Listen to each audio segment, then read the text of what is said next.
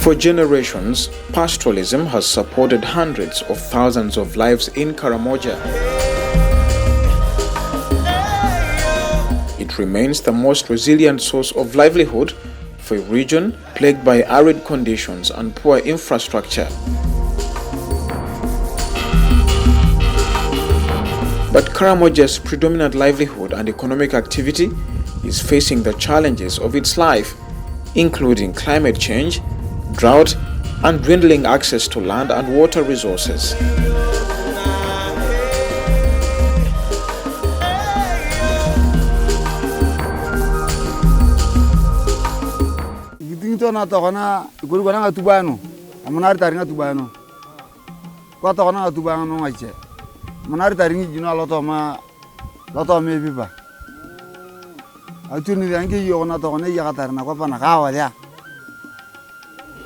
Karamoja Development Forum has been implementing the Pastoralist Information Center project aimed at engaging pastoralists to respond to the most important challenges facing pastoralism.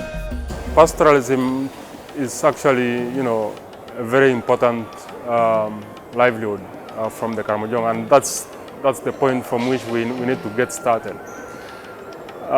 And there is evidence to show that, in 2017, for example, an assessment in 10 markets in Karamoja showed up to 10 million US dollars being exchanged in only 10 markets. And there are about 20-25 markets in the region. But this is without serious government investment. The project has helped pastoralists to raise their voices in order to advocate for access to productive natural resources, services and markets with a view to ending poverty and boosting shared prosperity. The space for pastoralism to thrive has been shrinking in recent years owing to changes in land use practices in Karamoja. Government policy too has tended to encourage settled forms of animal husbandry. So we are seeing very serious levels of underinvestment. We are seeing a negative attitude towards pastoralism.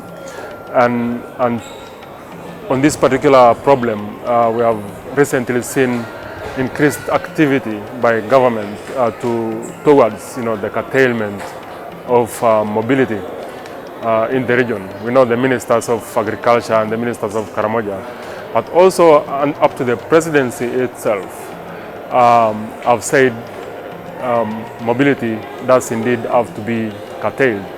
And in his wealth creation tours, he has openly said that the way of producing livestock in Karamoja is untenable.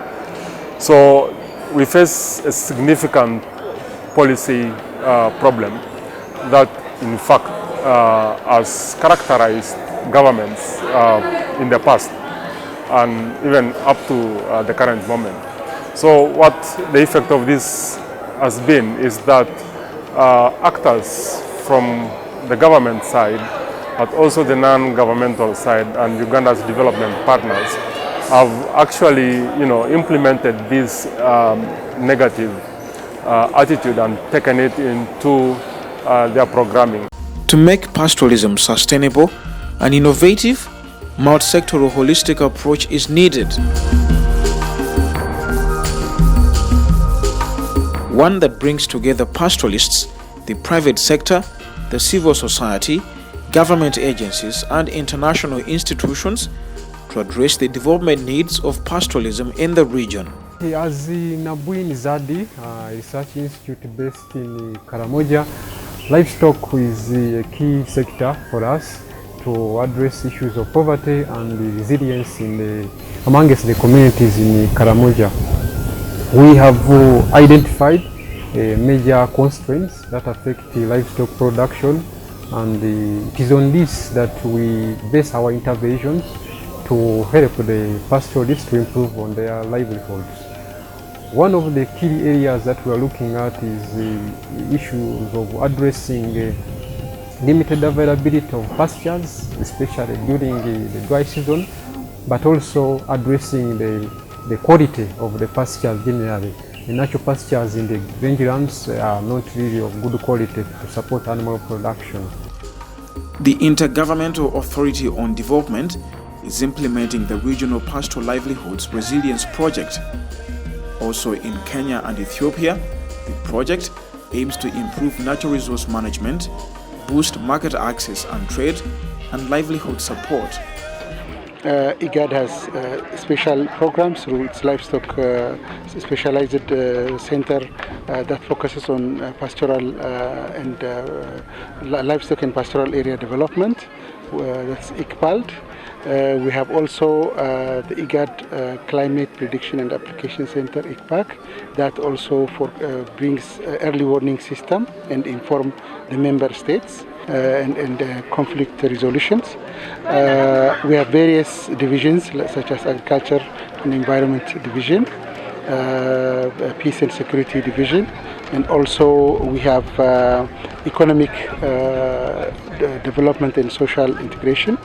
Through these divisions, IGAD is helping the member states in building resilience by bringing all these elements. And in 2012, after the drought of 2010-2011, IGAD established the IGAD Drought Disaster Resilience and Sustainability Initiative, which is called IDRISI. Through IDRISI, IGAD is bringing member states and development partners and has mobilized over $1 billion US to build resilience in the IGAD region.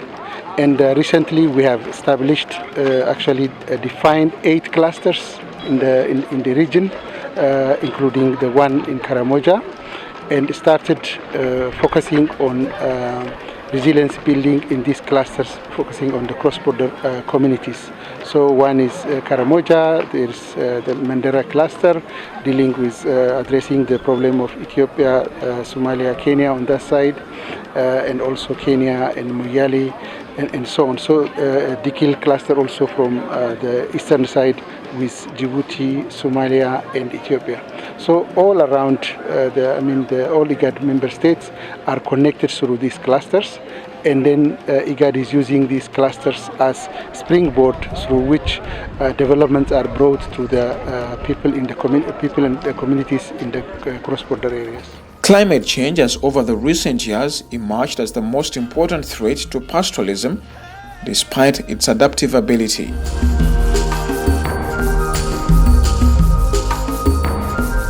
There is need to speed up efforts to strengthen the resilience of pastoralists in the face of longer droughts, pasture and water shortages.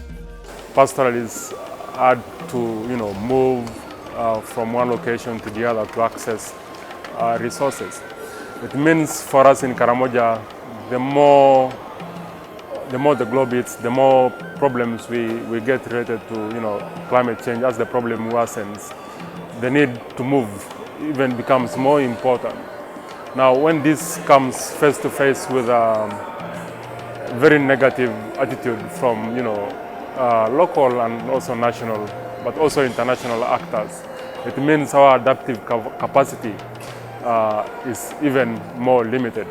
And this is a problem that's starting to manifest in the region, and worsened also by things like the creation of multiple districts and multiple governance units. And this in fact brings more difficulties to the practice of mobility as a means of production. So these problems, of course, have also, and when you look at the problems related to misperceptions of mobility, the use of movement, and the use of our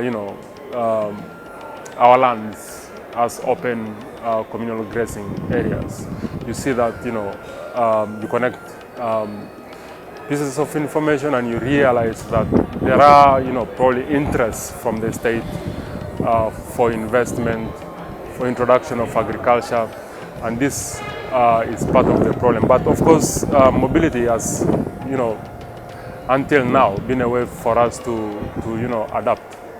And as I said, this space is shrinking because of policy, increasing new uses of land, namely mining and crop growing in Karamoja. Like now there's no water. I find the only source of water here, that's Kobe Bay. Then another thing is the distance we move. The distance we move, like from here to Kobe Bay, is really a long journey. Then you find again when your kraal is in between Kobe Bay and Loxley, you find only those big animals or the cows go up to Kobe Bay to get water. But those other small, like calves, water and so on, they don't get water there. So it becomes a challenge.